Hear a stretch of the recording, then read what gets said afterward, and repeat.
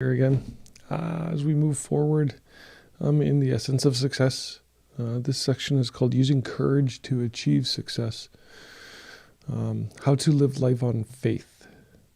My old friend Dr. Harold Blake Walker of Evanston sent me something some time back that I enjoyed tremendously, and I think you will too.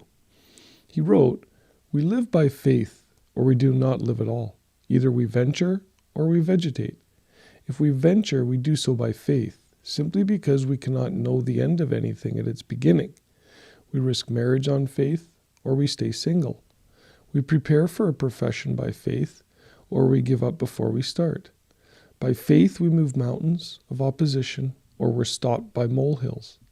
Faith, however, is not often tranquil and steady. It ebbs and flows like the tides of the restless sea.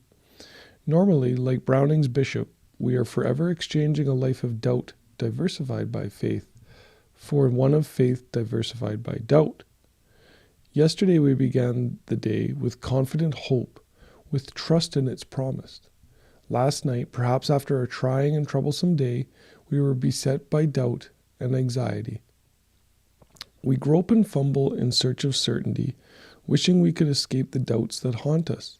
The peril is that we shall cease groping on through our doubts and live only on our negations.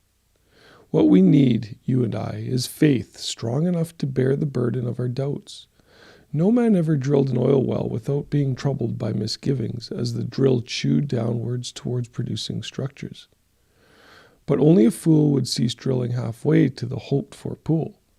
It was William Morris, the painter, who wrote, "I tell you, it's no joke to paint a portrait. Into the painting of every picture that's worth, there comes a period of doubt and despair. The artist, however, goes on with his work, beyond his doubt, to creative achievement. Faith enough to carry our doubts, it's enough.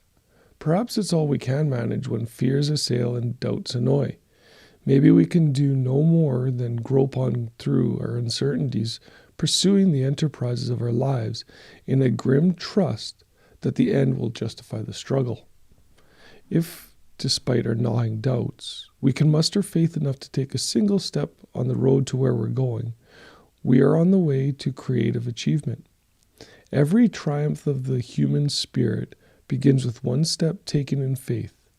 The single step is the small handle to great matters.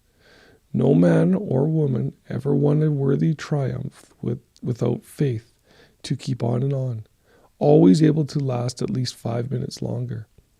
There's one further thing to be said, namely that worthy triumphs cannot be won without faith enough to maintain our integrity.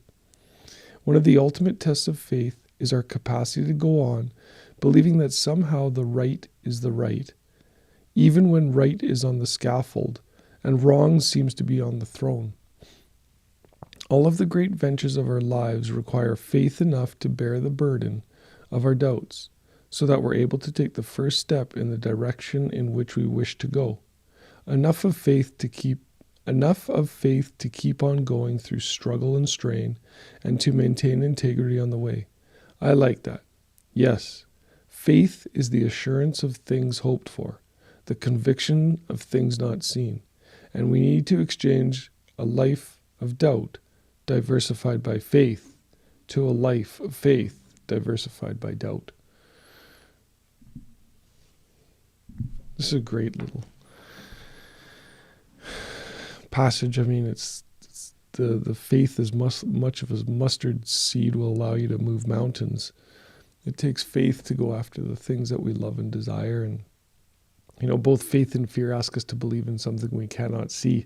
And it takes just as much energy to have the faith that you'll succeed as the fear that you will not. So, in my mind, I say choose faith all the time, and do that starting this Monday morning.